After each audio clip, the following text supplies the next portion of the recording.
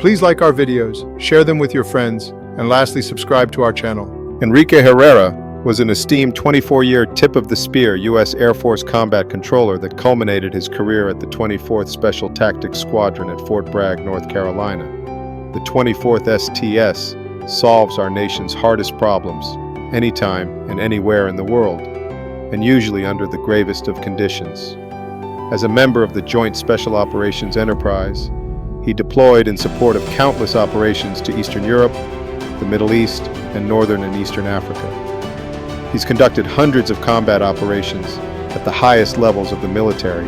He has instructed and evaluated incredible people across the joint and coalition force structures, and he has successfully led teams of great warriors in combat. Today, Enrique is a devoted community builder and servant leader. As a service-disabled veteran-owned small business owner, veteran entrepreneur, and investor in several veteran and first responder-related nonprofits, he continues to serve in his community to improve veterans' rights, quality of life, veteran and first responder medical treatment, and the military service to civilian service transition. Enrique is also an integral part of several national and regional nonprofits focused on improving the lives of veterans, first responders, and surviving family members as they make the transition to a life absent their loved ones. Enrique is passionate about guiding aspiring and transitioning members of the Special Operations community and helping them make the best decisions for their futures. He regularly mentors special operators, soft candidates, and young officers. Enrique's passion is people, his mission is service, and his vision is a better, safer, united, and more caring nation.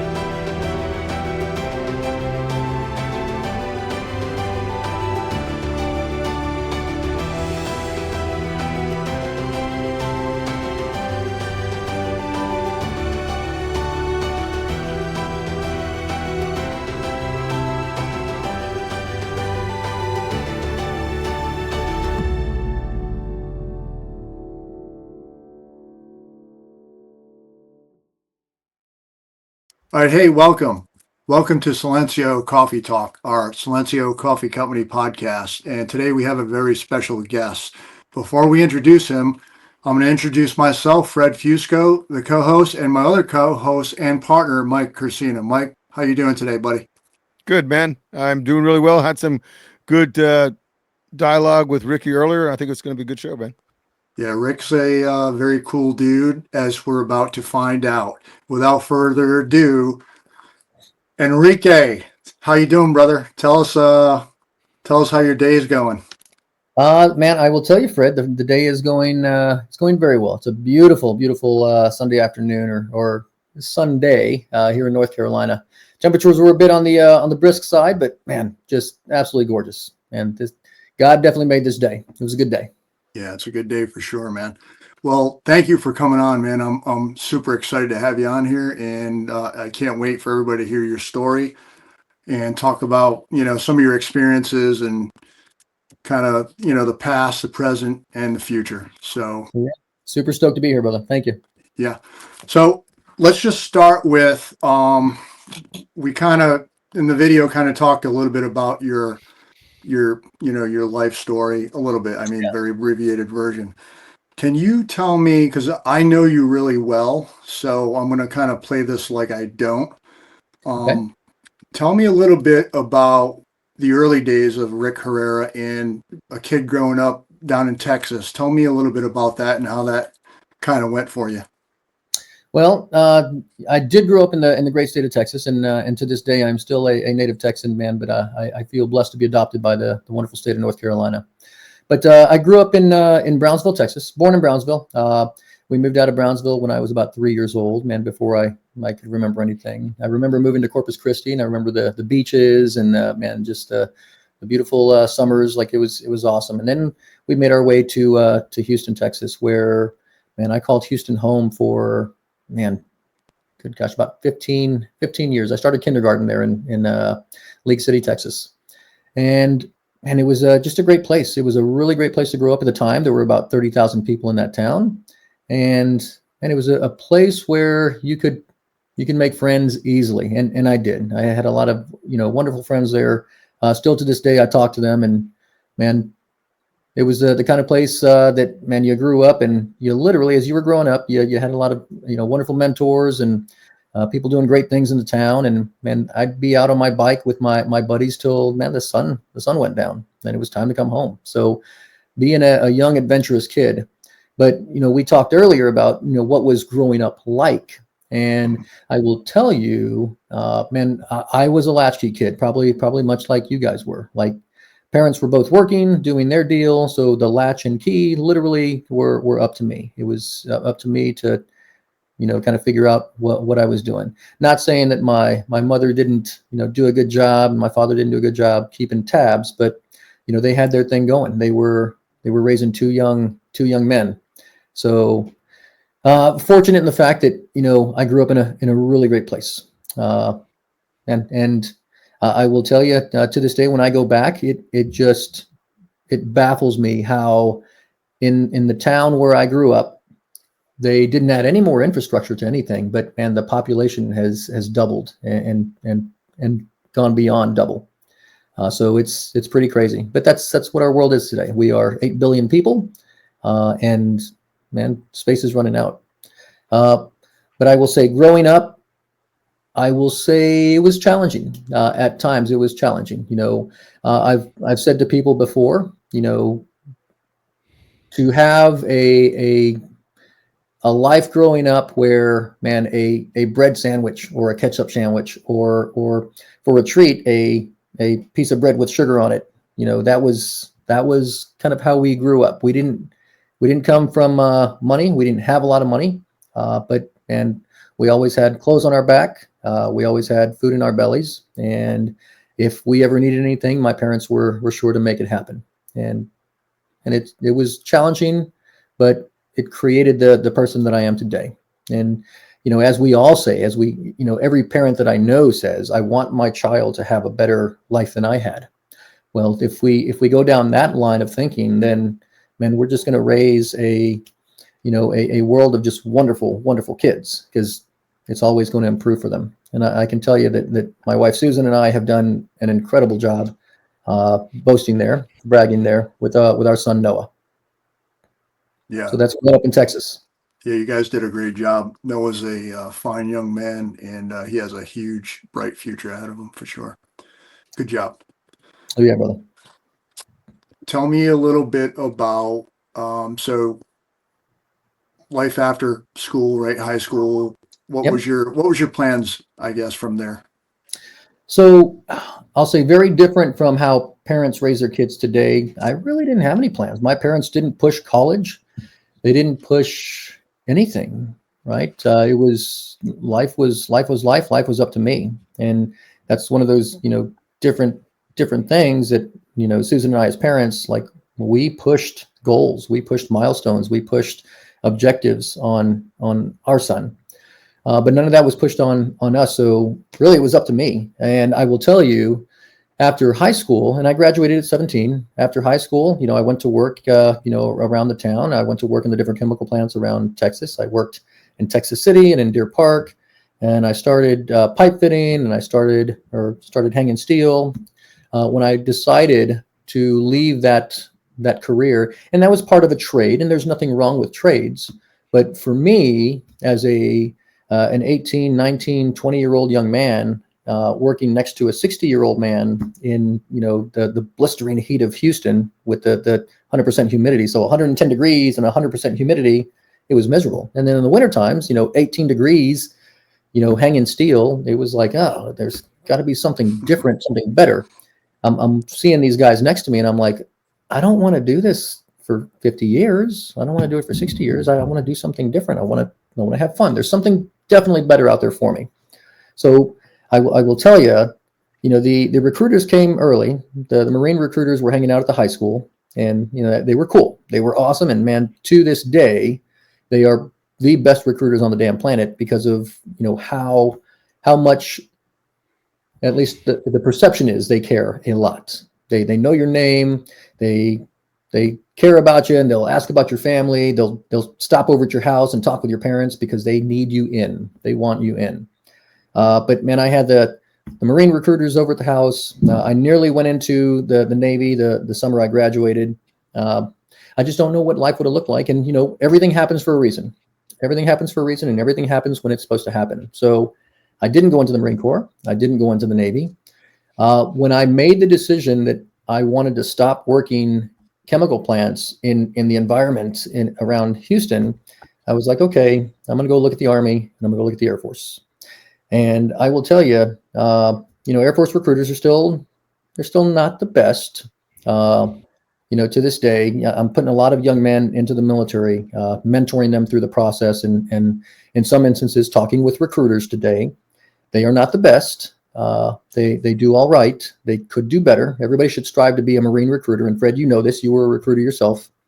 But when I went to the Air Force recruiter, they showed me this pamphlet, and the pamphlet caught my attention immediately. It was a guy standing with his arms folded, and he was surrounded by all of his equipment, his jump gear, his dive gear, his motorcycles, his boats.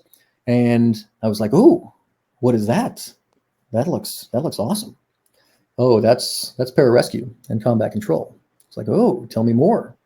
So they popped in the VHS tape, showed me the video, the 1980s super scratchy, kooky music video, and hooked. Like, I was hooked. It was pretty awesome. And I will tell you, prior to me going in, when I was younger, I was a volunteer firefighter. I was a volunteer EMT. So I was in the medical aspect of things and the rescue aspect of things. And that's kind of where that sense of service and the sense of helping people came from.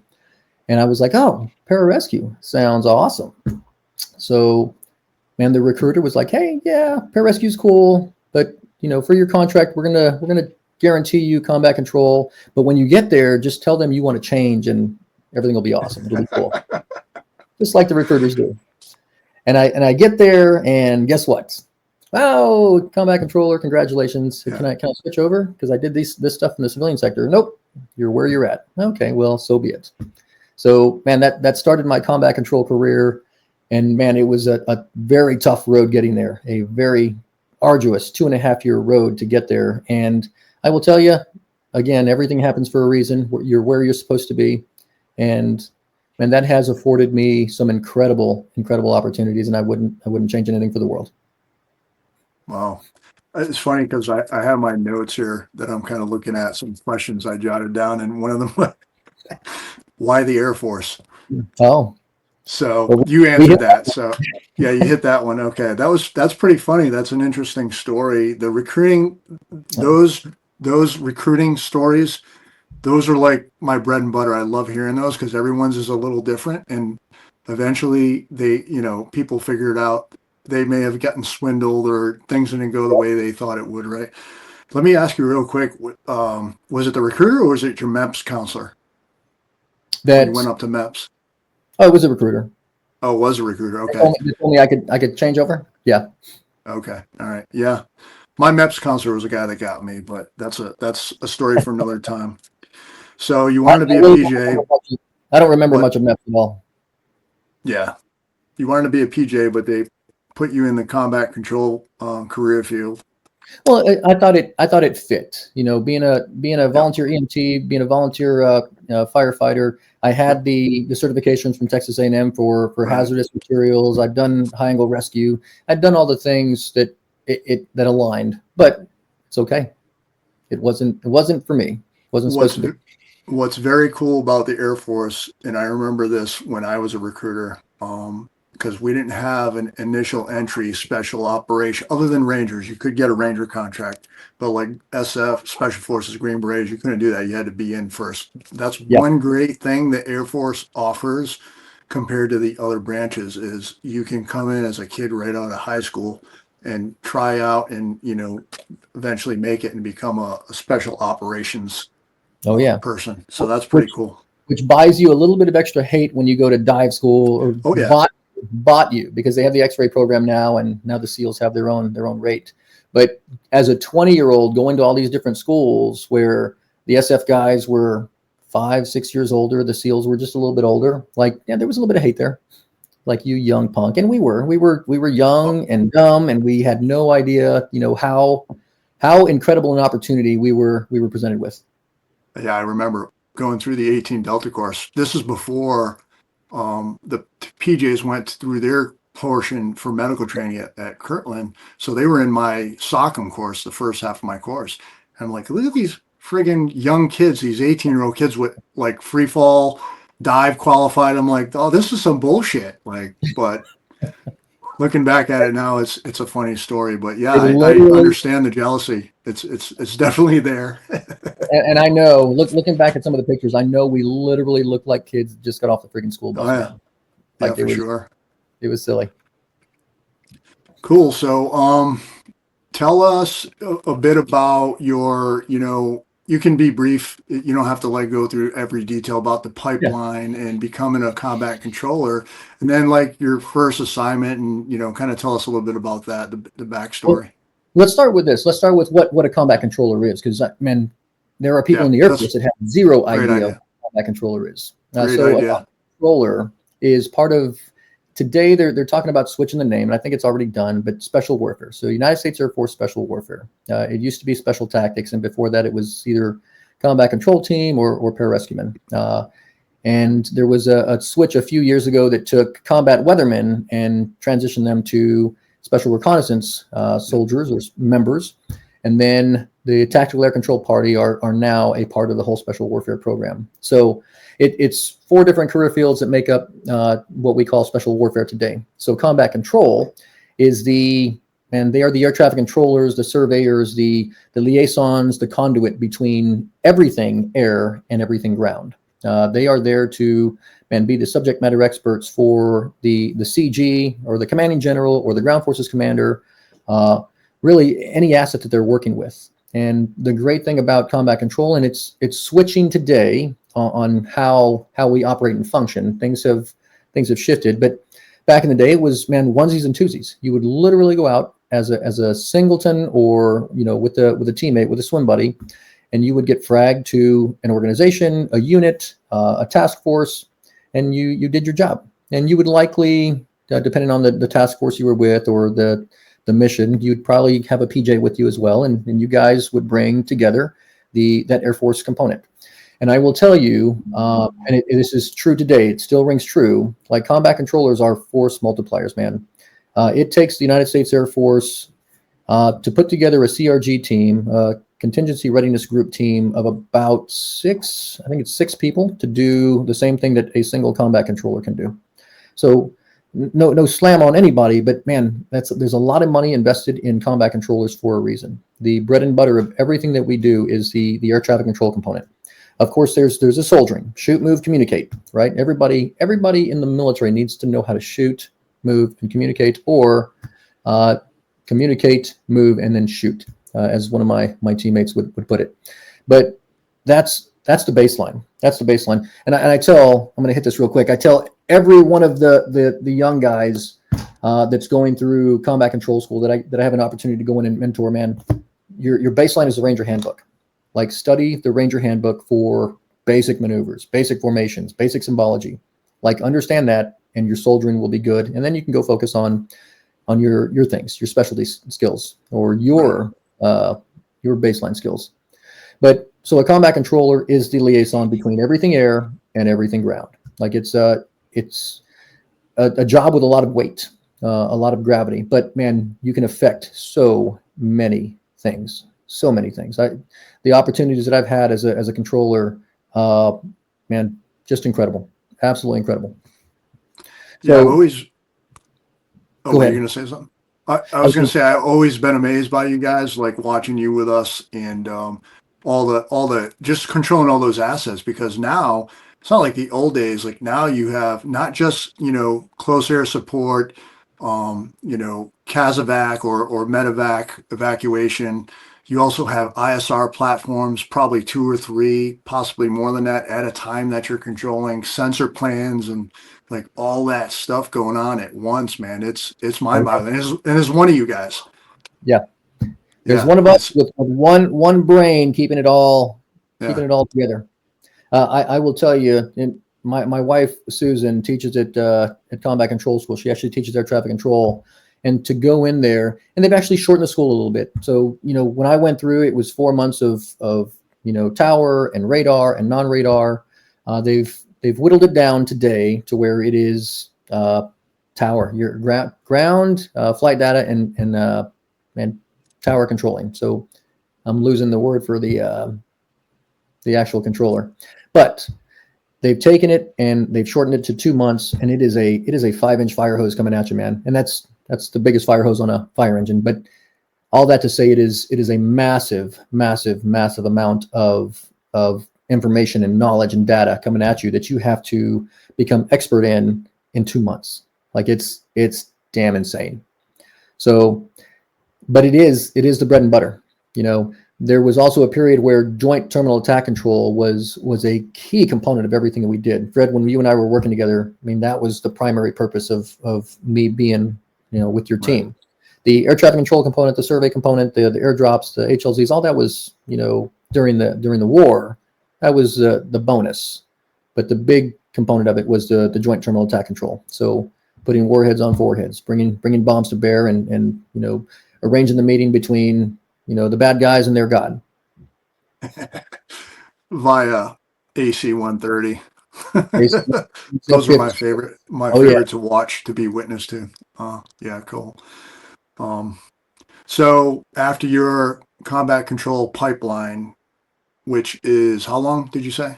So 2.5 years back in the day. Today, right, man, some of these students are in there for 3 years, and it's crazy. It's crazy. They favor that when the recruiters talk to the guys, they favor a 6-year contract because they know how long it takes to get through this process right now. And we've had a little bit of a backlog. COVID jacked some stuff up. We've had some small classes roll through, but we're working to a point to get bigger classes in. And man, the recruitment versus the retention problem, it is so unbalanced. It is so unbalanced, man. I think commanders really need to be focusing on everything they can do to retain the expertise and the knowledge. That's the critical part, man. When you have senior NCOs, that are departing or leaving right at 20, like that hurts. That hurts the services, all of the services. Yeah. So retention's a big deal, but the recruiting is huge. Yeah, no doubt, man. Because especially for you all's field, it's such a small number of folks that do that stuff compared to the rest of the military, right? Or the units that you guys support. Yep. I think we're still somewhere between 400 and 400 and 600 globally. Like there's not a lot of us. Yeah. So where was your first location that you did this job? Like where'd you go to first after you finished training? So after the 2.5 year pipeline, and as I stated, arduous pipeline, dive school, jump school, airborne school, SEER school, free fall school, after getting all those things under your belt and finishing combat control school, my first duty station was McChord Air Force Base, which is now Joint Base Lewis McChord. So up there in the Great Northwest, and I will tell you, I don't think much has changed up there. It's still incredibly beautiful for about 3 months out of the summer, and it is just pissy poor the rest of the time. Like gray skies, man. It is Seattle. Don't they have the highest rate of like suicide, stuff like that? That's what I heard. That's definitely depression. I think depression is depression. It's definitely key. But I mean, if you are a winter sports person, then man, you've got some incredible stuff going on out there. Me being from Texas, being a city boy, I was like, I really don't know how to ski. Definitely don't know how to snowboard. So yeah, that wasn't my forte. So I will tell you the summer in 1997, there were literally 100 straight days of rain, precipitation. And oh my God, man, like 100 straight days. Like Moses, or not Moses, but Noah thought he had it bad, right? 40 straight days. But that flooded the world. This one didn't quite flood the Northwest, but man, it sure put things in perspective. Yeah. So how long are you at? Was that at a Special Tactics Squadron? Was that like, what kind of unit was that? Yeah, that was at the 22nd Special Tactics Squadron. 22nd. Okay. Yep, up there at McChord, and I'll tell you, at that location, it was great. From there, I got or I was given the opportunity to deploy to Bosnia and Herzegovina to support mission or operations out there. As a young guy, just a few years in, I think I was 24 at the time, 23 or 24. Like it was pretty cool. It was a really incredible opportunity to go out there and work with some incredible people. That was my first introduction to the JSOTF, the Joint Special Operations Task Force, and how everything operated. The mission out there we were supporting, obviously they were hunting Milosevic and all the war criminals from Serbia, Bosnia Herzegovina, and we were there supporting all of it. I think it was really cool. Yeah. Wow. Pretty interesting. Yep. This what that was the 90s. So roughly was it like 95, 97? That was time frame? Yeah, 98, 99. 98, 99. Okay, a little later. All right. Yeah, as it was, I imagine phasing out a little bit, but it was still, the guys were still there from the task force, and they were still hunting dudes down. Yeah. Then, I'm sorry. Go ahead. I was gonna say it was good. It was good to be in the land of the 2nd Battalion and 1st Special Forces Group. It was great. So we did a lot of joint operation training with those guys. You also have 275 up there. Did you work with the Rangers at all? Did you? Oh yeah. Okay. Lots of work with the 275. Lots of work with First Group. But the 275 was a lot of airfield seizures and a lot of airfield things. A lot of jumps. A lot of sustained air training. A lot of jumps really close to the ground, which are very scary. Absolutely. Right? Mass tax, man. Crazy. No thanks. You can keep it. Yep. And then where'd you go next after that? After that, I actually, and man, again, everything happens for a reason. I turned down my first orders to Okinawa and stayed there just a little bit longer and got a offer to go down and be an instructor at the AST, Advanced Special Training or Advanced Skills Training in Hurlburt Field, Florida. So left McCord and drove all the way down to Hurlburt Field, where I was an instructor for the next 3 years. The one thing that was kooky about that was, man, I got fragged with those orders just before the 9/11, just after the 9/11 happened, before it took place. So that pulled me out of the deployment cycle there for all the guys that went down to Afghanistan in those very early years. We sent a lot of incredible people. Man, I will tell you the movie. What is it? The movie about the horsemen. And no offense to our SF guys, Fred, but man, I will tell you there were combat controllers on that operation that didn't, in that movie, that didn't get the recognition they deserve. Man, guys like William Markham, Bart Decker. We had a lot of guys doing great things those opening days of the war. And when you watch all these movies, it's like, okay, that's awesome. I know that wasn't an SF team that did that solo. There was definitely some help there, but zero recognition for a long time. Combat control, and it still kind of is, man. When you say silent professionals, I think we are the epitome of silent professionals. But what we've learned the hard way, being silent professionals, is that nobody knows who the hell you are. So when it comes time for, congressional dollars, like they're like, who? Combat control, what? Pararescue, who? Like, so, you have to have the right people in the right place to when they make a movie or somebody does something great, man, you get the recognition. So when it comes time to fund an organization, fund a unit, fund a capability, like, hey, remember us? Oh yeah. You guys are the combat controllers, or you guys are the pararescuemen, or you guys are the TAC-Ps, or the Special Reconnaissance guys. Yes, we remember you, and we are happy to help, fund your capabilities and your training and your organization. So it was interesting. I just went off on a rabbit hole. I apologize.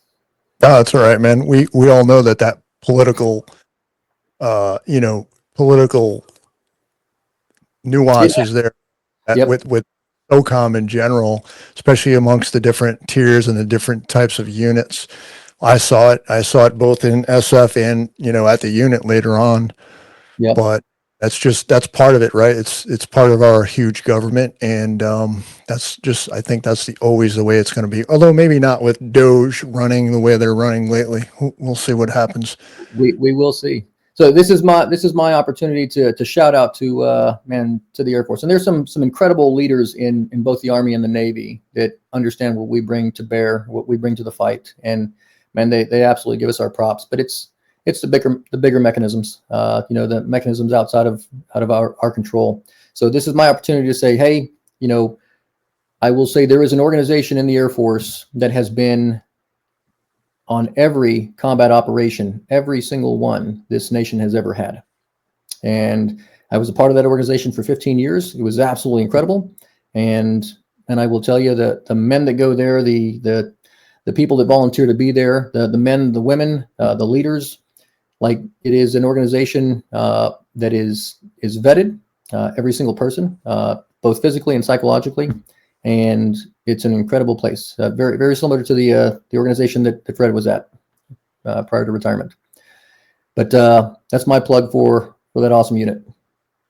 All right, because that was kind of next on the hit list. I don't know how much you want to talk about your experience in a tier 1 organization.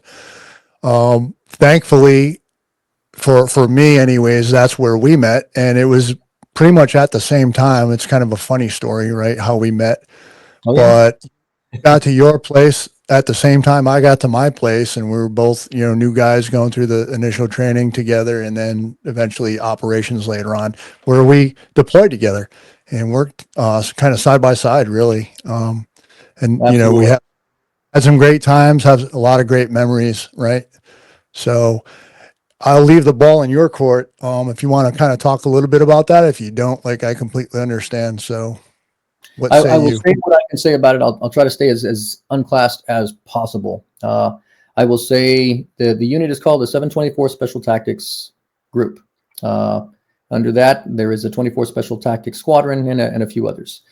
And that organization, when I got there, man, it was awesome. Back in the day, it was known as the Hill. There was a serious mystique about the Hill because of the men that worked there and the men that did great things. While working there, they were legendary, and they were what all the young guys aspired to be, and it was awesome.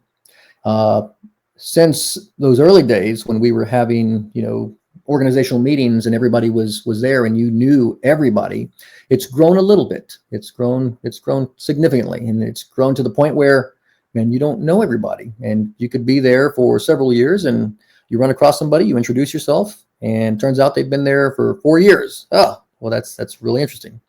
But it is the type of organization, man, that we all strive to be at. The place where, man, everything is done to perfection or near perfection because it matters that much.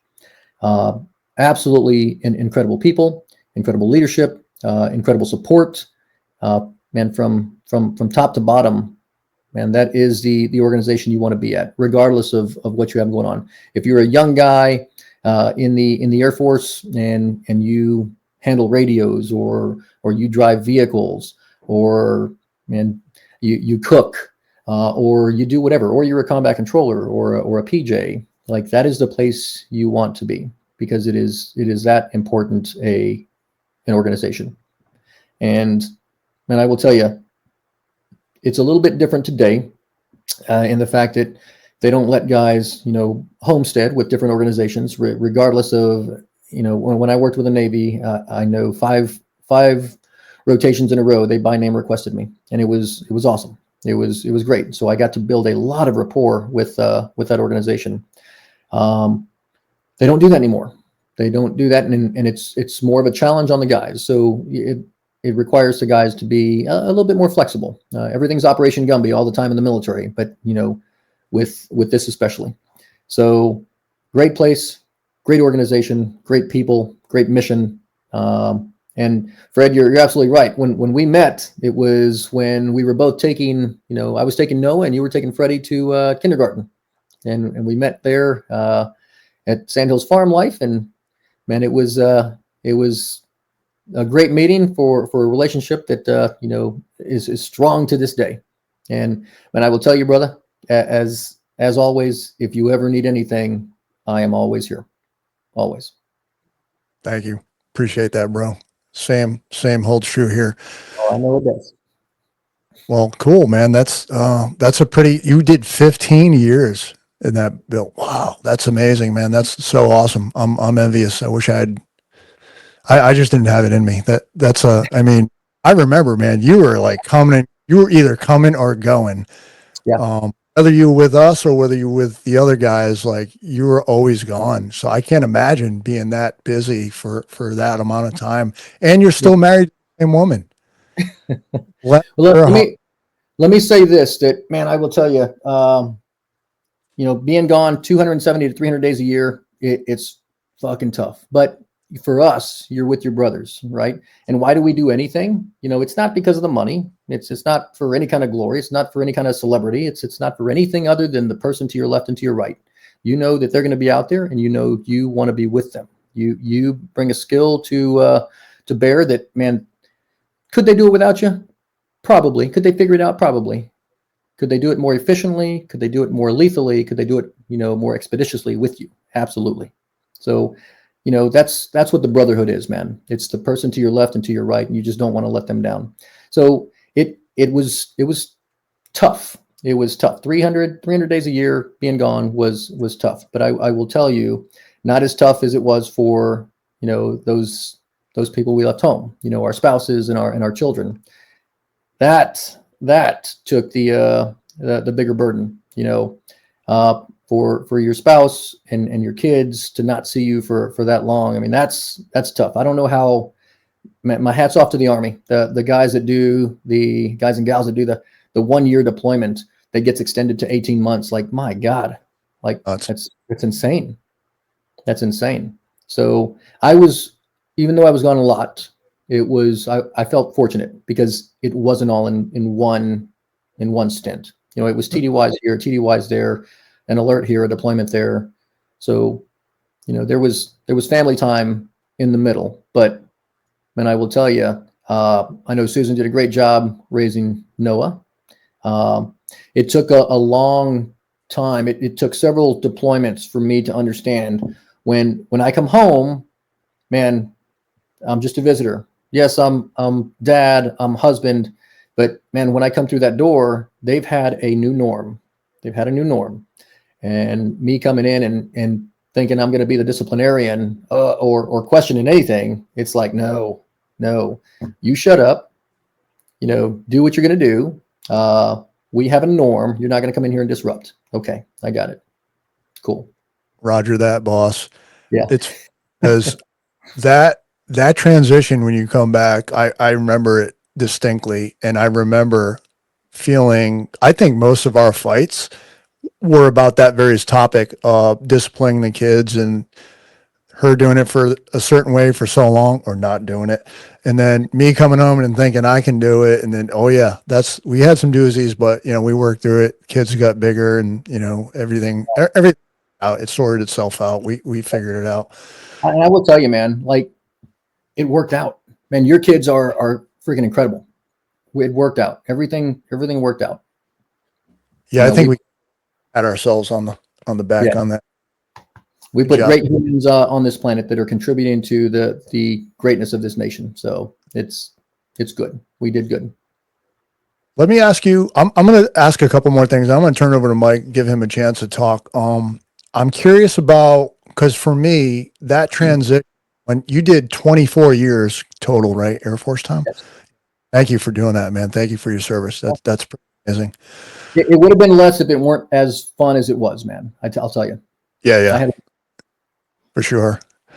Because it was a little challenging for me. How was your transition when you first retired? Because you talked about the camaraderie, you talked about the brotherhood and the man to your left and right, and how important that is to you to do that job and to function. And then now you're out, you're retired, you're moving on to whatever's next. Like how did that affect you? And can you tell me how you coped with it, or did it not affect? Talk about that a little bit. Let me say, and before I jump into that, I'll tell you, because it kind of felt a little bit like coming home from some of those deployments. On the initial, first few deployments, coming home, I would come home angry. I would come home like just pissed off. We would lose guys, and I would come home and and it was like nobody back home cared. Nobody was following anything going on. Nobody was talking about the war. Everybody was concerned with the Kardashians and just bullcrap. So I would come home and I would have to, it took me a while. It took me a while to come home and not, go red and be pissed off at people for not caring. So when I retired, it was a little bit of that same feeling. It was awkward. It was a little scary, but I'll tell you, I landed well on the initial leaving the military, and man, I got this great job with an organization up in DC, and man, it was good. It was good to know that somebody recognized, things that I'd done in my career that would translate to things that they were doing currently. And everything was solid and working well. And then COVID hit. And man, what a monkey wrench. Not just for that job, but what a monkey wrench for the world. We were living up in DC at the time. And man, it was just like we were in suspended animation. Like it was nuts. So, they say for a lot of the guys that transitioned out of the military, man, they say that if you are in your job for one, maybe 2 years, then you're doing well, But a lot of us, when we transition out, man, it's trying to discover and trying to find those things that we left when we were in the military. So, for me, while it was familiar, there were just things that didn't fit in that first job. Susan has a lot of medical requirements, and at the time they're in DC, we couldn't fulfill any of them, not a single one of them. So we had made the decision that, hey, this was a great opportunity. This is a great organization, but man, this isn't a fit for us at the moment, right? Like there were just things that were telling us, hey, this is not the right move for you guys right now. Shift back to North Carolina, reset, and let's reattack. So I will tell you, for a lot of guys, what are we all seeking? Like when you left the military, what were you seeking? Everybody seeks purpose. We want to find something. We want to contribute something, especially when you get out, you're at the top of your game, whether you're a senior officer or a senior NCO or a young officer or a young NCO, you have things to contribute to this nation to make it the best place on the planet. And man, the hunt for that is tough. And some people thrive. Some people can kind of completely move away from the things that they've done their entire career. Other people have to continue to do that. And we need those people. We need both of those people. We need people to go to work for, different organizations that continue to run and gun and do good things or do bad things to bad guys in different nations across the world. We need those guys. But we also need the guys that, hey, I want to try venture capitalism, or I want to try the entrepreneurial thing, and I want to go open my own business. I want to own a Chick-fil-A. We need all those folks. So for me specifically, it was, man, how do I just continue to give? How do I continue to contribute? How do I continue to try to make things better for, man, my brothers that are still in, my brothers that have gotten out, and man, my future brothers that haven't joined the military yet. How do we make things better? And I will tell you, coming from the world that we come from, and this is all of us, Fred and Mike, man, when we see something that is wrong, when we see something that is not right that we can affect, I don't know about you guys, but I have to inject myself. I have to go, I can make a difference. Obviously the people in this environment, they don't care, or they don't see it. They're not trained to see it, or man, they don't want to see it, but I see it. And because I see it, I have to do something. I.e., we're at Five Guys yesterday. This young man comes out of the back. He takes out a mop. He wets the floor all up, and he leaves. And it's like, okay, that was interesting. Okay, so now there's a big wet spot on the floor. Man, just common sense is not common, and I can't scream that loud enough. Common sense is not common. So this young man mops up the floor. He takes off, and he's gone for a few minutes. And I'm just looking at Susan, and we're going, what the hell was that about? Like, the floor is completely drenched now. If one of these old people walk by, or one of these people walk by, man, they're gonna bust their butts. So I get up and I'm like, I'll be right back. She goes, I knew you were going to do something. I go to the manager. I'm like, hey, where are your cones? I just need to put this out, man. I'm saving you guys from, legality issues. I'm saving you from legal issues. You don't want to get sued. I'd love to own a Five Guys, but this is not how you guys want to do this. So I had to fix that. I had to intervene, and it's little things. It's little things, man. When I go into any organization and I see that Caring has left the building, man, that hurts me a little bit, right? Because I know somebody owns that business, and they're probably not there monitoring what's going on. But man, I will tell you, the undercover boss show, I love that. I love the fact that a boss takes the time and takes the energy to, yeah, sure, mask yourself up and do whatever. But they get back into the businesses they built, and man, they audit. They go, hey, how are my people doing? There's not enough people checking on their people, auditing their people, auditing their processes. Like, we don't have enough of that. So that hurts me a little bit, but that's one of those things where I have to step in. I have to do something. So again, going back to that purpose, I will tell you, during my transition, I've done a lot of things. I do a lot of things now. I work with, I think, 5 different companies. 5 different companies I work with. I work with 6 different nonprofits, and I've got a couple businesses that some friends of mine and I have started. And I will tell you, all of them are related to and or help first responders or veterans. Like, I'm in that zone right now, and I'm so blessed and grateful to be able to do that. So right now, I'm not a W-2. I'm a 1099 for a lot of folks. So that means I own my time.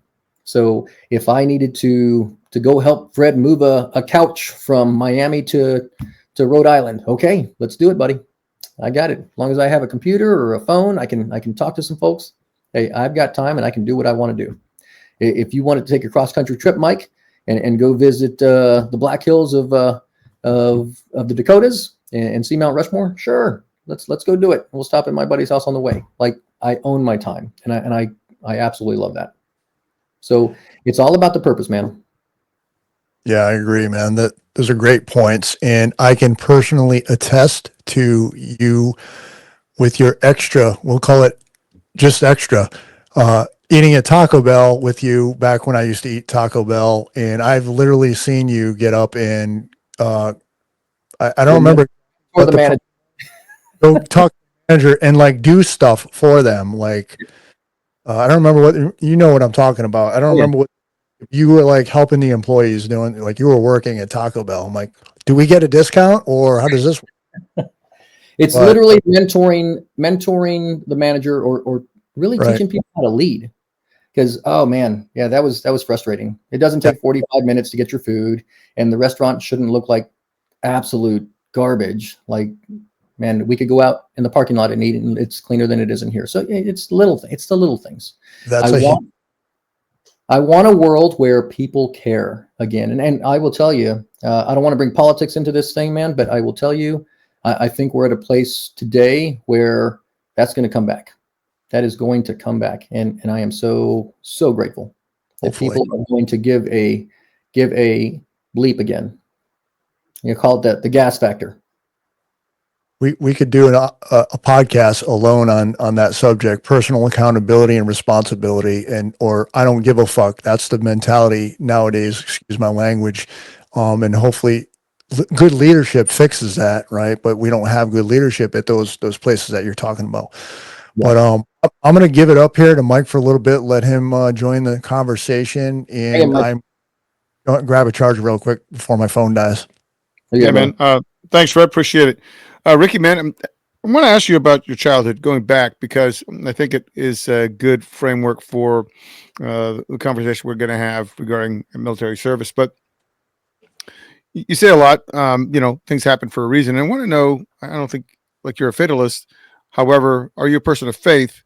And how was it growing up? Were your parents, and they were absent because you were a latchkey kid, were they active in your life? Because kids do want to be noticed, and they want to be honored, and they want to be taken seriously.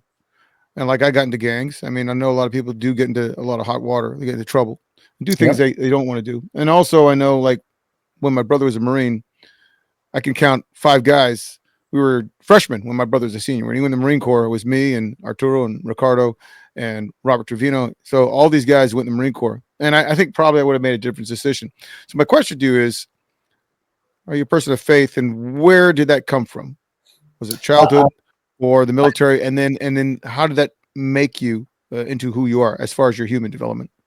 I am absolutely a person of faith, man. I believe in God. I believe in his life, his death, his burial, and his resurrection.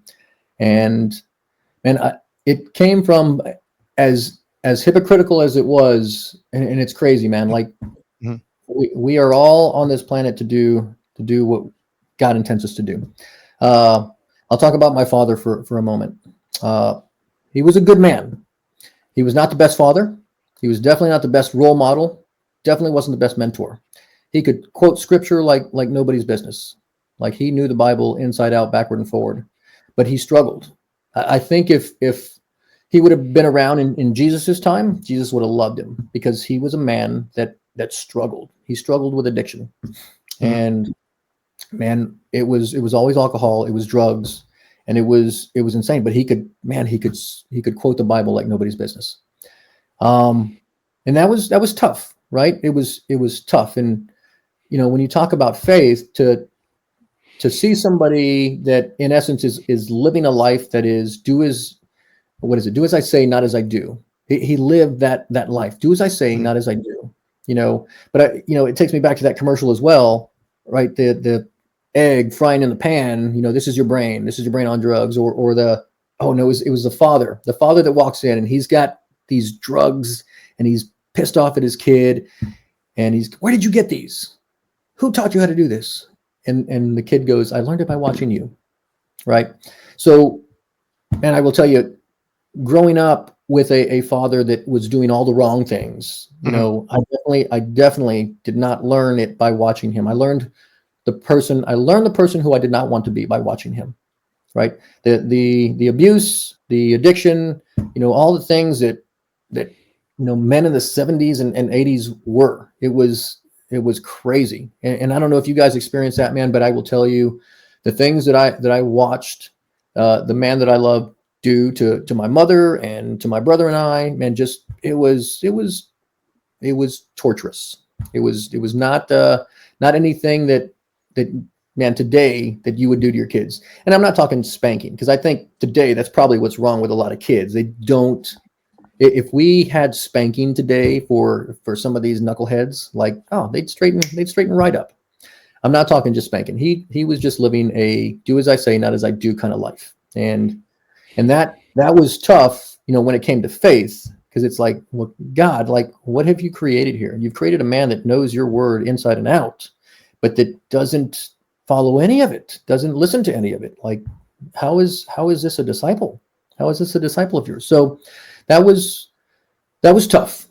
That was tough. Yeah. But I will tell you, there's a yin to every yang. My mother, on the other hand, man, she was just an angel, and she wasn't involved in any of that crap. She was literally our guardian angel, my brother and I. And man, I will tell you, it truly made my brother and I the people that we are today. We had a 50-50 shot, whichever way, we were going to go.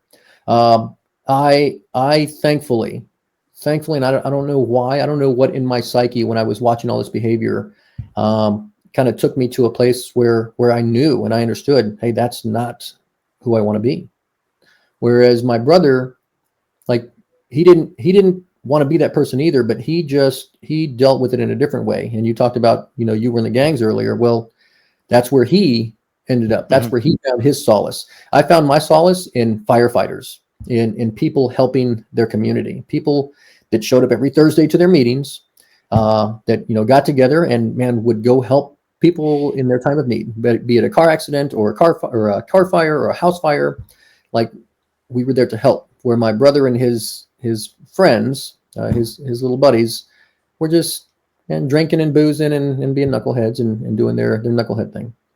So, yeah, So, I mean, that's really the line of questioning I had was, you seemed like a very considerate person, a thoughtful person. You know, you guys are laughing about helping out at the fast food joint, but really, I mean, who does that? And so you are. So that came from your mom, and she infused you with this kindness, but also that probably followed you through your military career as well. You know? I think it did. There were lessons in both, you know, just like our leaders, right? Your leaders at your workplace, Fred, your leaders at your workplace. Like you learn from the good and you learn from the bad.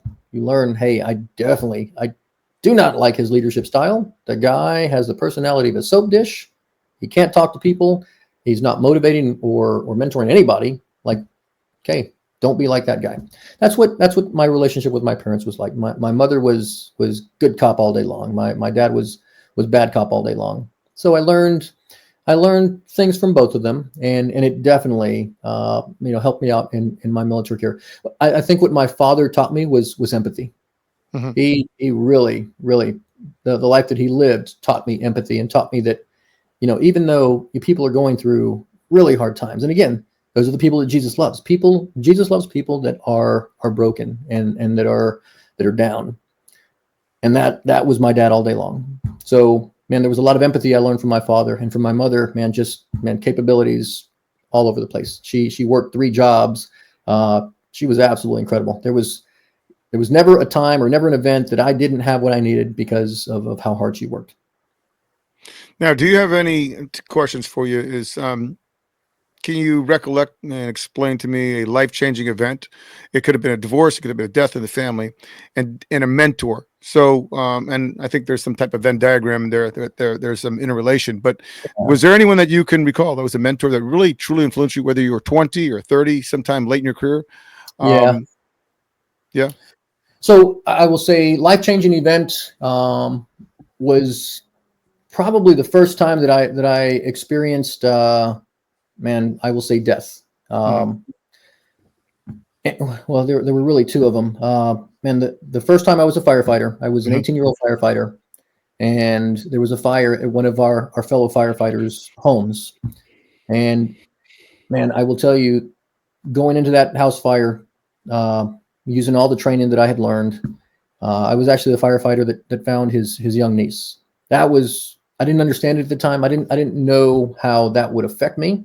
There was counseling afterwards that they provided for us because of, you know, the death of 2 children in a fire. That was significant, and that helped shape me a little bit. But the second one was really my father. When my father passed in 2011, man, that was pretty significant. You know, all the forgiveness in the world was there. You know, my father on his deathbed, watching him go through the 7 stages of death, man, like that was pretty brutal. That was hard to do. And man, I will tell you, after that, if there were ever any doubt, is God real? Man, there was definitely a message on that day. And it was when I was driving to the funeral home, you know, with my mother and my uncle in the vehicle, and a song came on the radio, and it was a song by Sanctus Real called Benjamin. And the song talks about the passing of fathers and the birth of children. And in the song, it explains the conditions that you know, this songwriter was in when he was experiencing the things to write this song. And if he wasn't explaining the exact situation we were in, man, it's Southern Texas, it's Brownsville, Texas. It was 30 degrees and cold and stormy, and that was everything that was in that song. Everything happens for a reason. So, man, we needed to hear that song in that moment, and it was incredible. So that helps solidify faith. It's very good.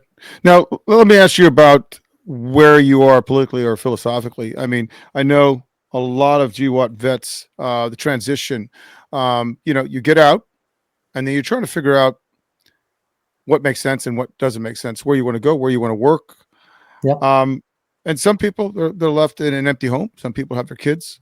But for you, has it changed? I think a lot of people are probably going to take a decade to kind of figure out their contribution to GWAT, and was it a waste of time for you? Because you still could do work that you perceive as very valuable. However, in the bigger fight, that cog in the wheel type thing, you say, man, you know, what a waste. So where are you? Do you feel that your contributions were worthy? And do you feel that your view has changed? Do you believe that your view has changed philosophically, politically? Here's what I'll say. War,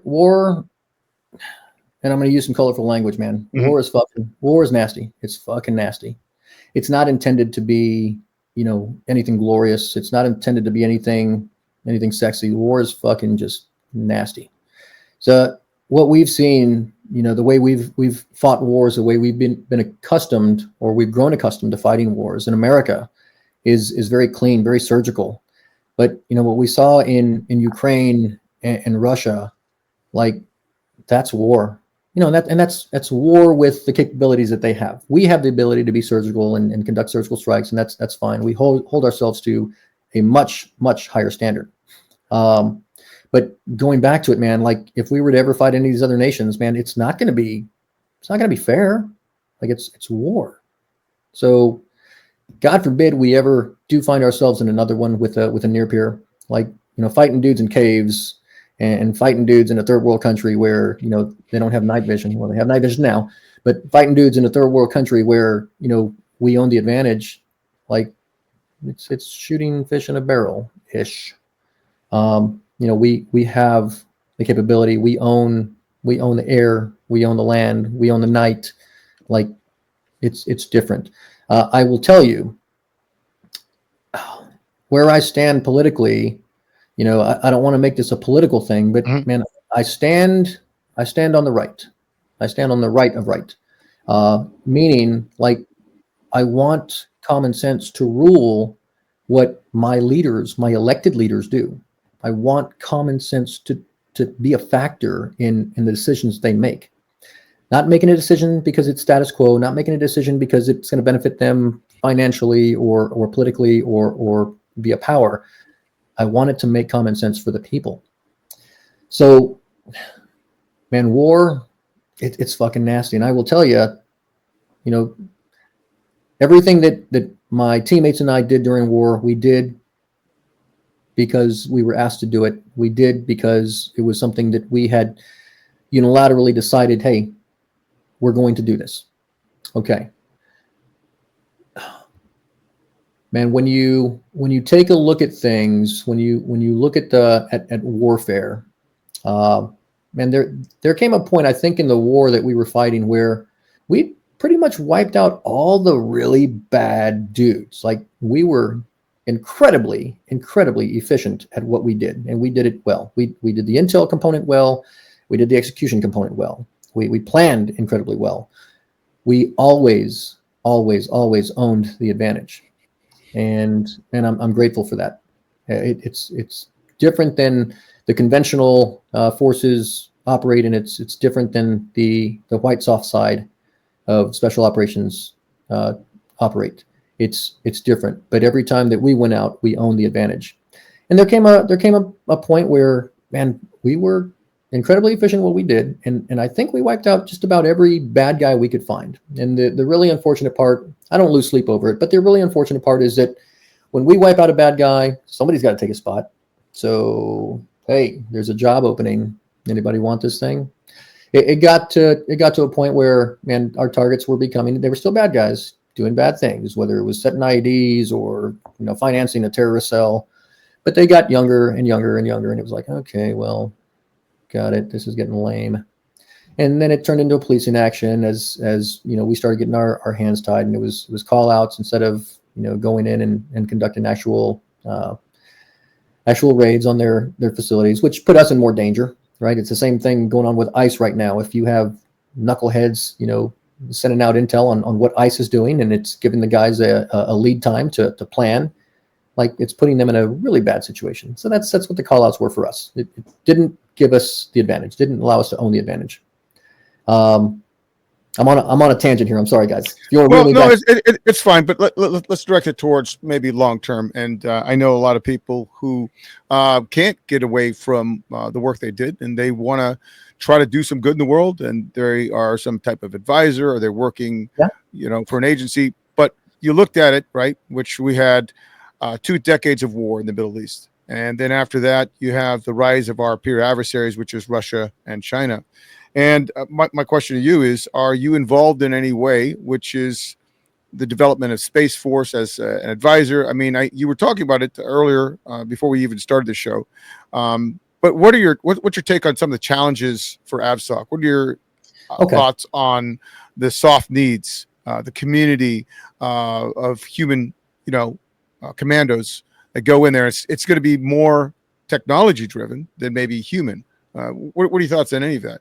Because you were talking about it a little bit. Yeah, you still need the humans, man. You cannot replace the humans. Like, you can't do it. AI is huge.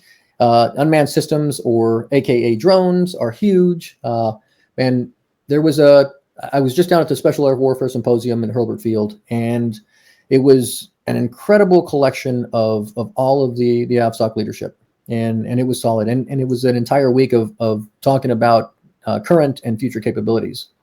One of the big takeaways from that, one of the commanders stated that we will never, ever, ever have another conflict, on this planet where unmanned systems are not involved. And that's absolutely the case. Like, unmanned systems are here to stay. And they've been looking at that for a long while, right? And Hollywood has already injected the idea into our heads with that movie Stealth, that stealth fighter that flies with that squadron of command fighters. And it gets hit by lightning and does kooky things. But, man, I will tell you, the unmanned world is huge. It's huge. It's everything that the defense industry is working towards right now, whether it's unmanned air, unmanned ground, unmanned sea.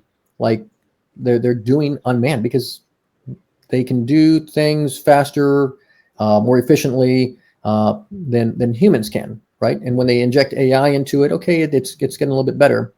You still can't beat the human brain for a lot of things, but man, putting the human body through some of the things that we're asking AI to do for us, it's different. It's different. So the big thing is integration of unmanned systems and integration of AI. Like, I don't think there's anything. If you own a defense industry company and you're not using AI, or you're not integrating AI into what you're doing, you may as well just wrap it up, because it's nuts. AI is in everything, and it's not a bad thing. But I will tell you again, looking at Hollywood, and they have done a great job of desensitizing us to AI, to where, man, maybe one day there will be a Skynet. Maybe one day we will have a war against the machines. Who knows? Who knows? What did the Simpsons say? Let's watch that episode, because they seem to be great forecasters of things that happen in our world. But man, as far as the defense industry goes, we'll never, the soft truths. I've actually got a few things here. This is my execution checklist, or not my operators checklist from ST. And in the front of this thing, the soft truths are in here. I've got to put on my glasses to read this thing. Give me a second. But humans are more important than hardware. Always more important than hardware. Quality is better than quantity. Special operations forces can't be mass produced, and competent soft forces cannot be created after emergencies arise. All those are 1,000,000% relative in everything that we're doing today. But I will tell you, I am confident and comfortable in the fact that, man, we have incredible leadership today, man.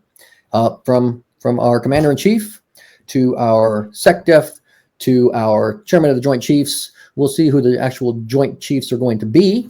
But man, I will tell you, I've got a handful of teammates that are incredible positions right now within the office of the Secretary of Defense that I know are going to give themselves completely, wholly, and fully to the mission that they're charged with.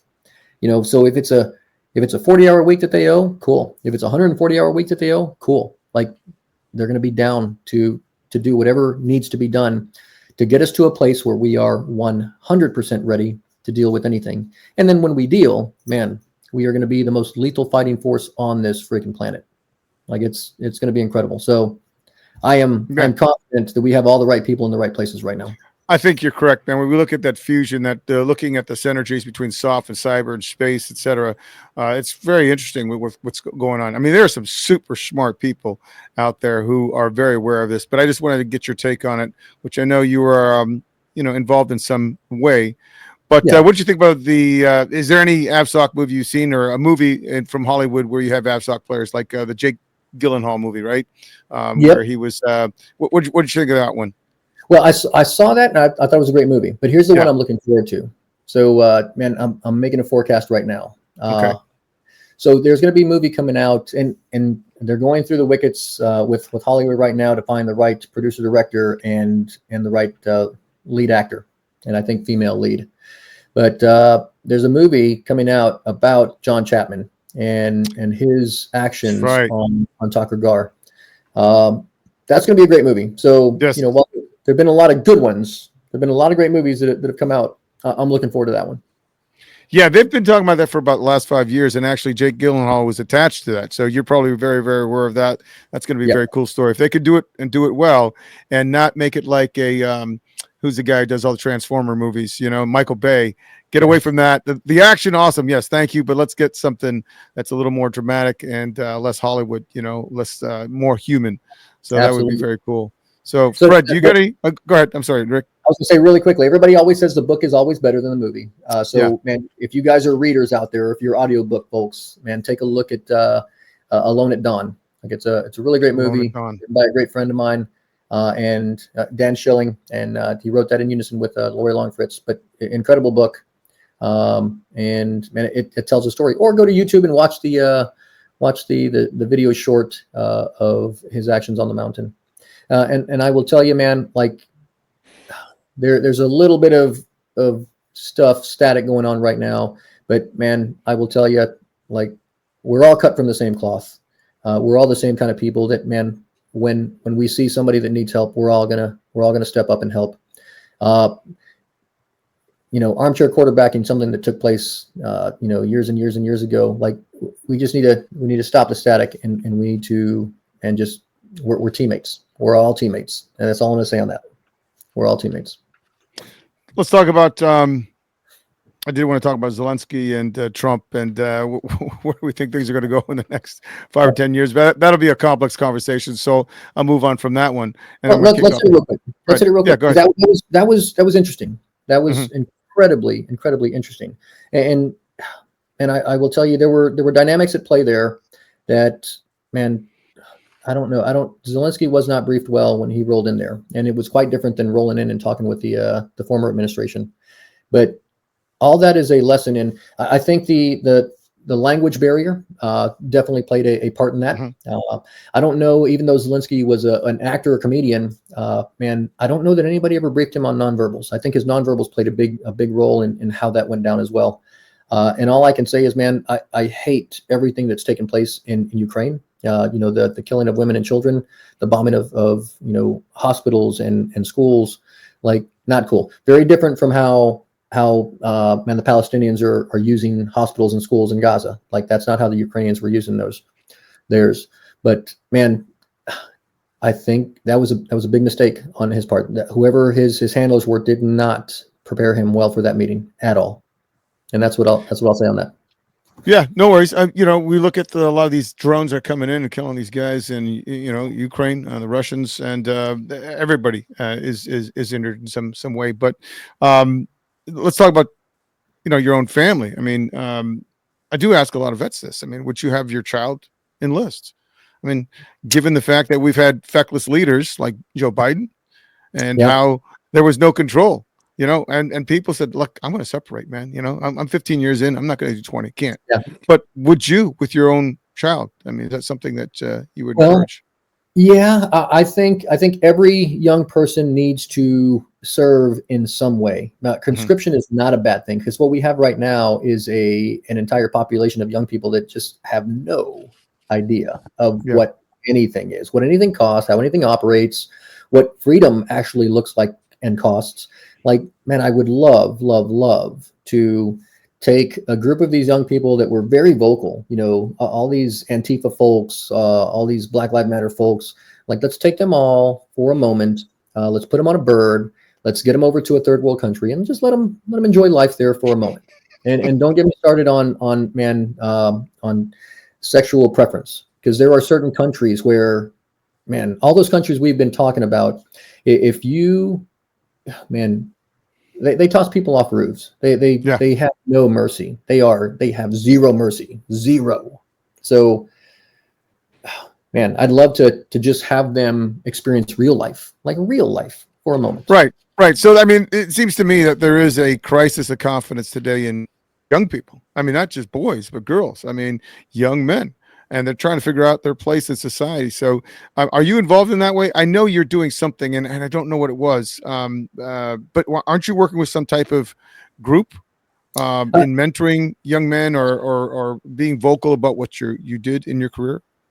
I mentor a lot of young men that are looking to go into the military. Okay. Doesn't mean service, but I'll help them kind of prepare mentally and physically for what they may encounter, and really how to prepare for, because a lot of them want to go into special operations. So that special operations mindset.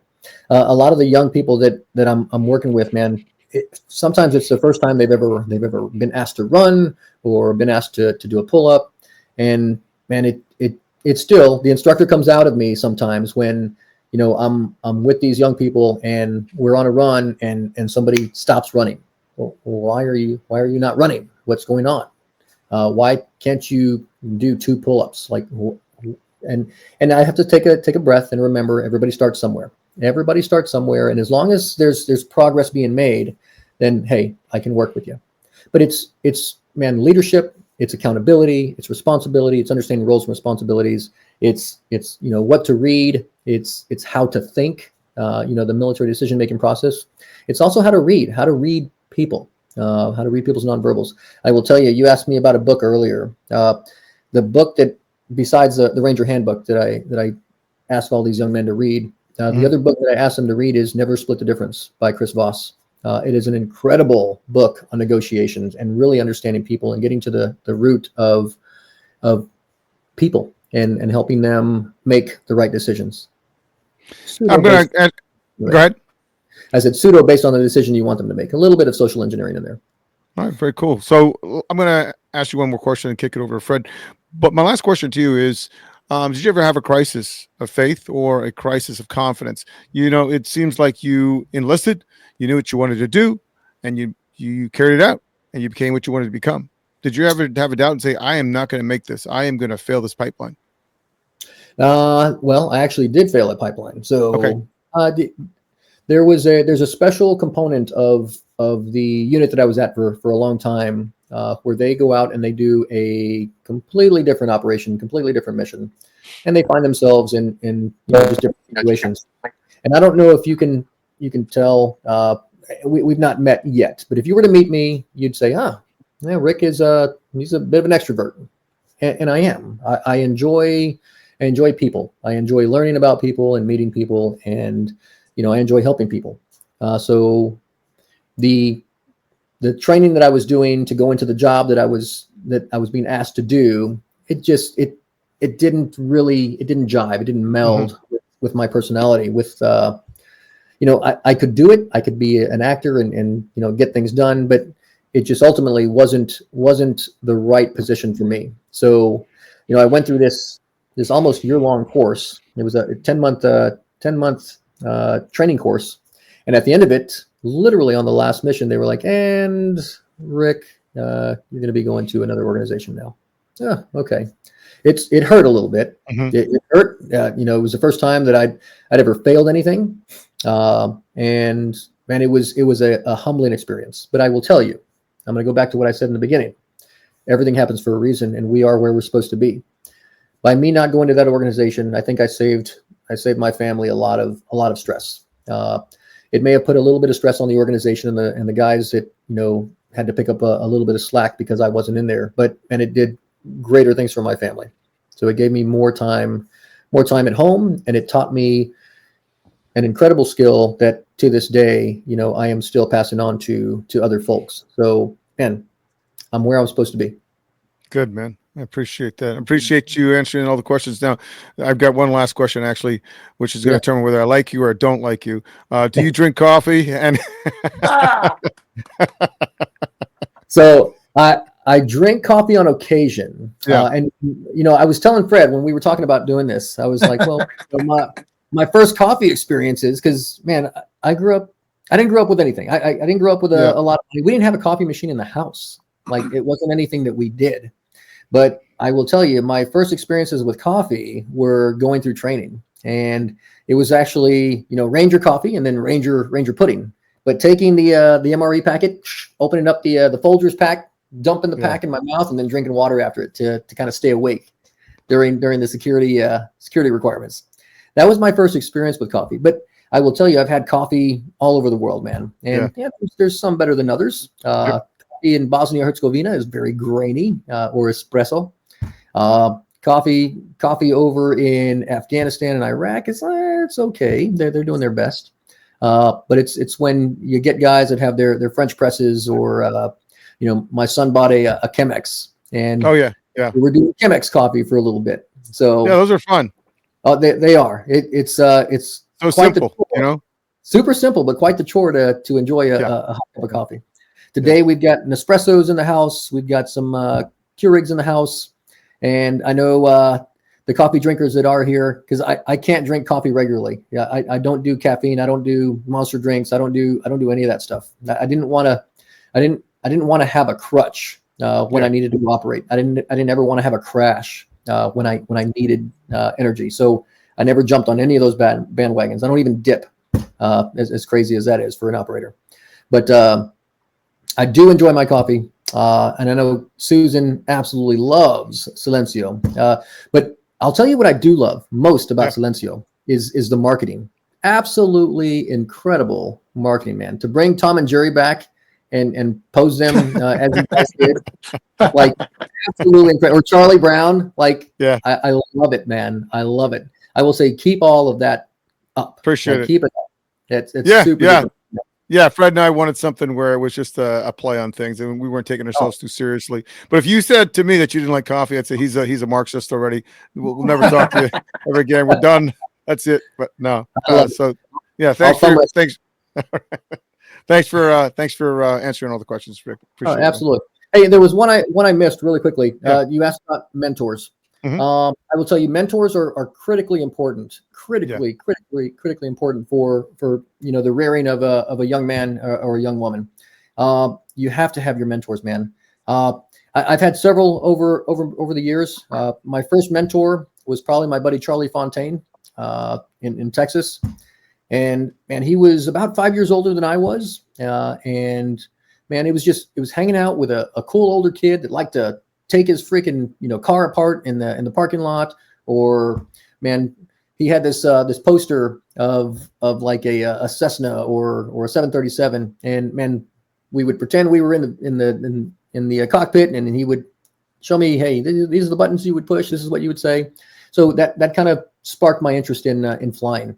So he was probably my first, and I think he kept me grounded. He definitely kept me out of trouble.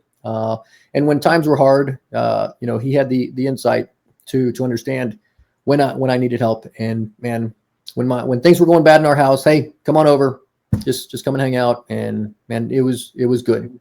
And since then, the military, I've had a lot of incredible mentors.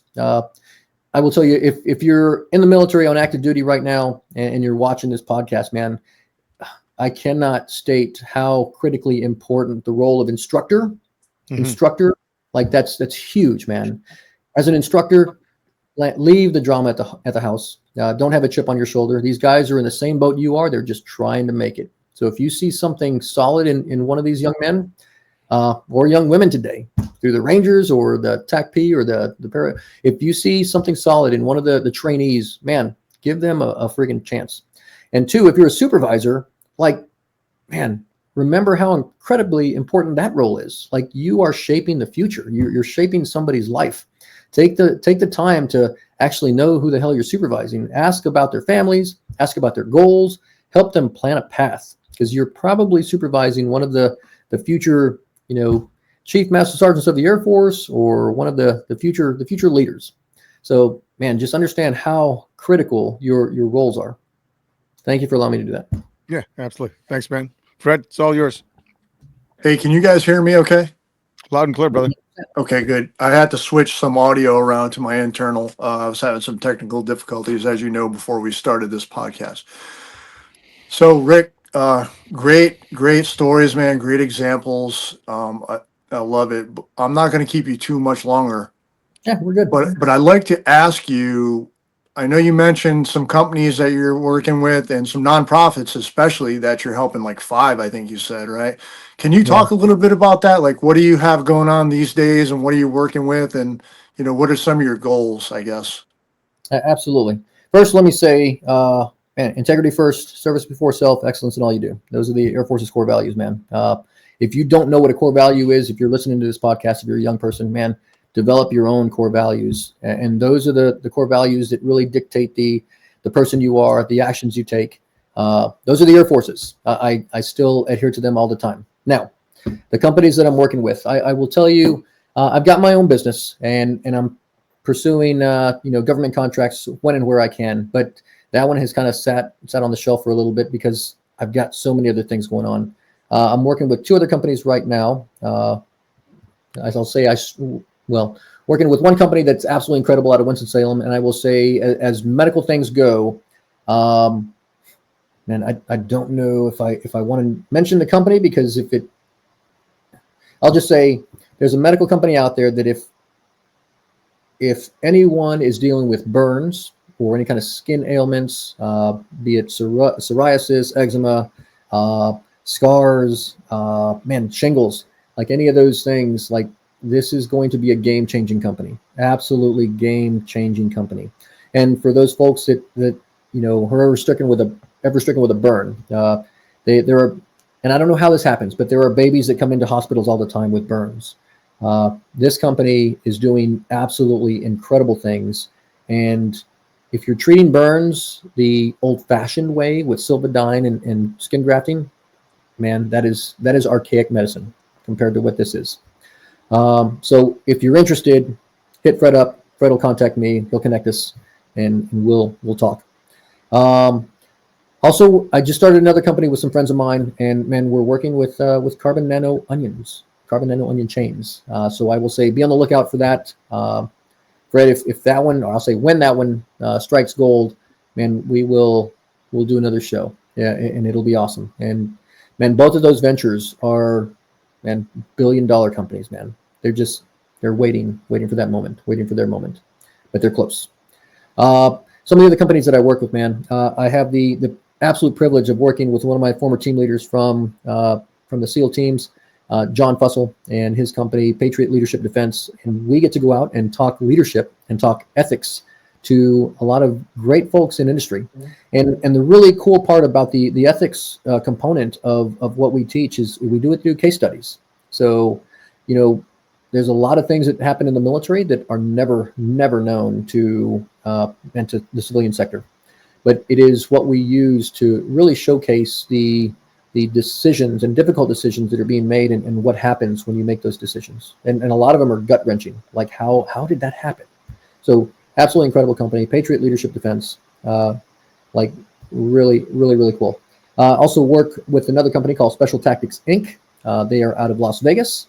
And that is a company that helps NATO forces, NATO combat controllers, become not necessarily air traffic controllers, but surveyors. It teaches them how to understand, because one of the big platforms right now in NATO is the A400. That's Airbus's A400, and it's absolutely incredible. It's very capable. So it's a C-17 with props. So helping people understand what you can land on what part of the earth and how long you can land it there before you completely destroy that piece of earth. So absolutely incredible company. Another one is Tactical Revolution. Tactical Revolution is a company that employs different people across the spectrum of the DoD as 1099s, but they also do a lot of opposition force work. So when there are different military organizations that need to go out and do realistic military training in different towns, like Tactical Revolution will come in and they will employ a force of 120 people to be the opposition force. So, when the Army guys or the Navy guys are going into a building or going into a school or going into a compound, they can't go in there with paper targets. So, they provide real people to shoot back at the good guys. So it's a really great company.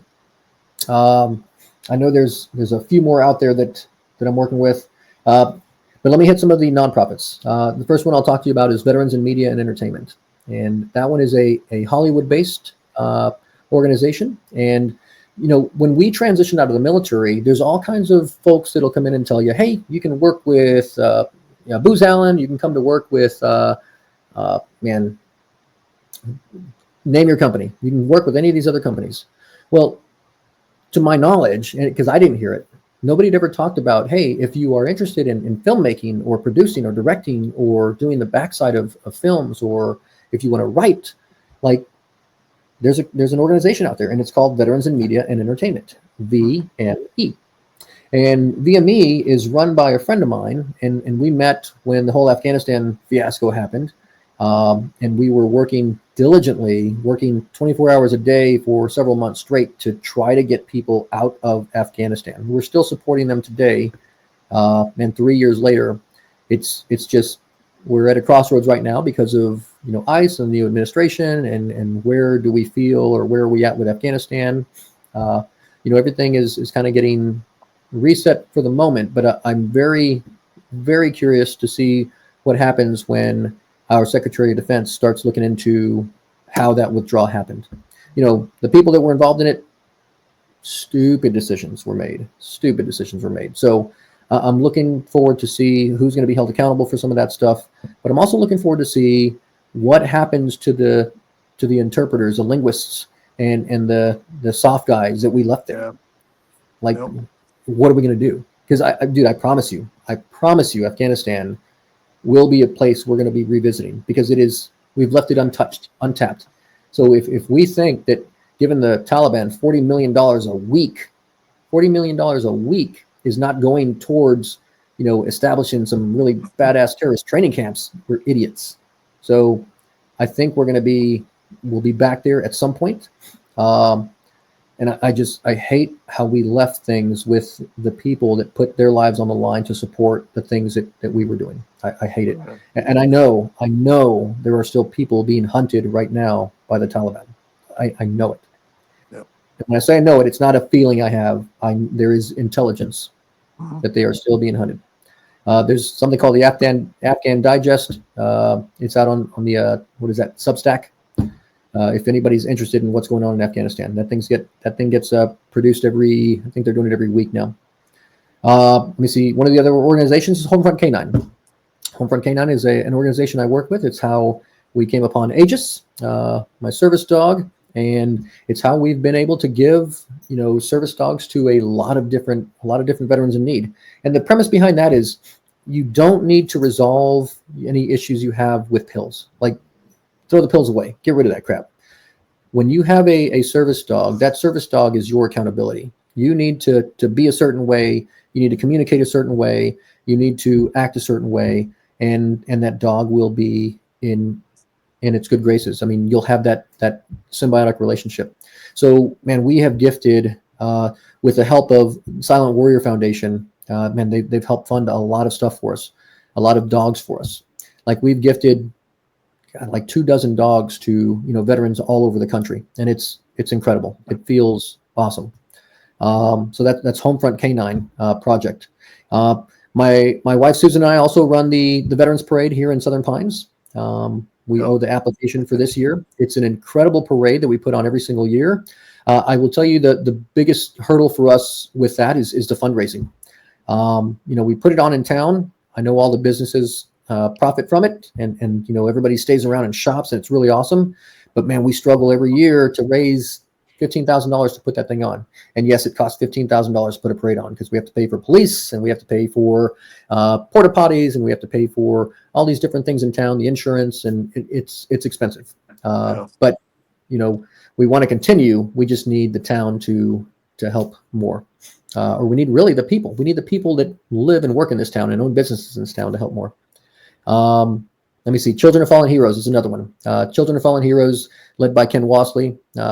We'll be building. The ground's already been broken, so we're taking down some timber out in Moore County, right next to Fort Bragg, and that is going to be a 76,000 square foot center for healing. It's going to be a STEM center. It's going to be a center where kids can come, and literally, like the title says, Children of Fallen Heroes. It's going to be for children of fallen military, children of fallen first responders, and here as of late we've taken up caregivers. So those folks that are actually taking care of their elderly parents or their elderly spouses or their sick spouses, and foster kids.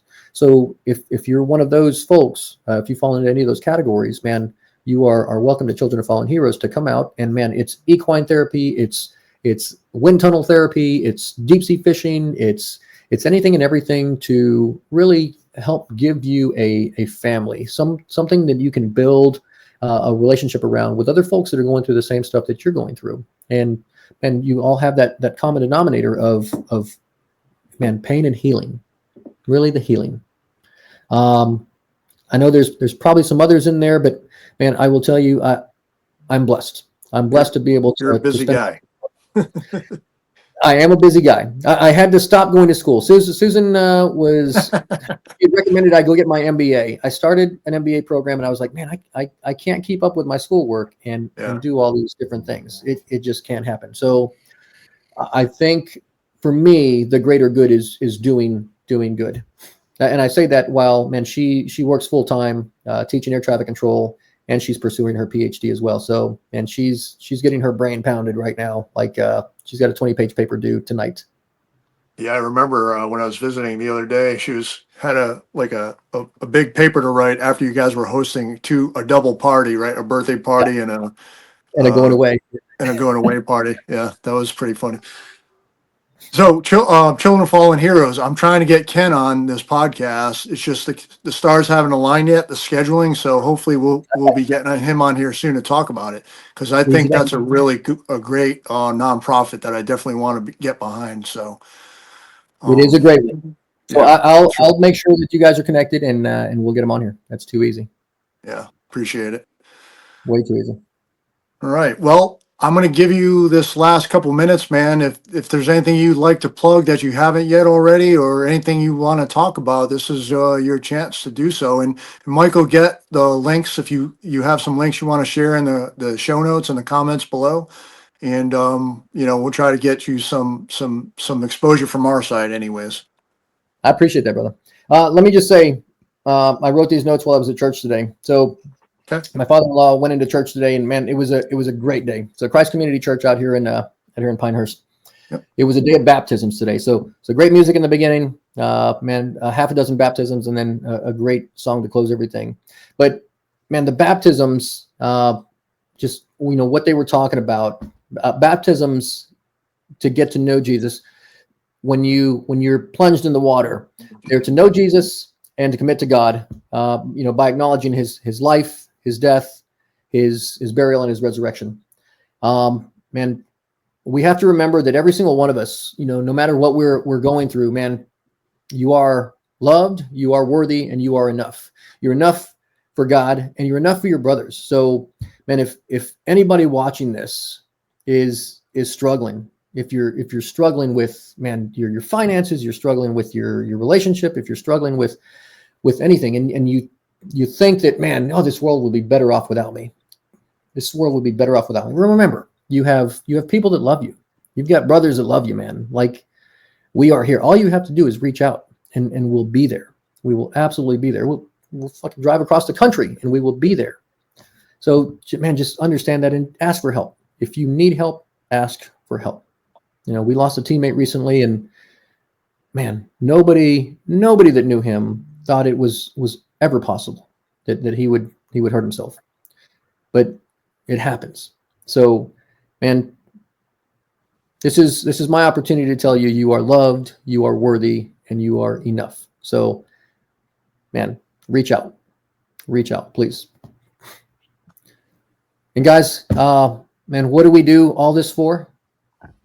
We do it for God, we do it for country, we do it for our families, our community, and we do it for the brotherhood. So I will end this podcast by saying, long live the brotherhood. All right. Great. Thank you so much, Rick. I appreciate it. I can't thank you enough for coming on and sharing your stories and talking to us and, sharing some good information, man. I do appreciate it. And I love you. Thanks so much for doing this. Love you too, brother. God bless you. Talk to you soon. You too. Take care, buddy.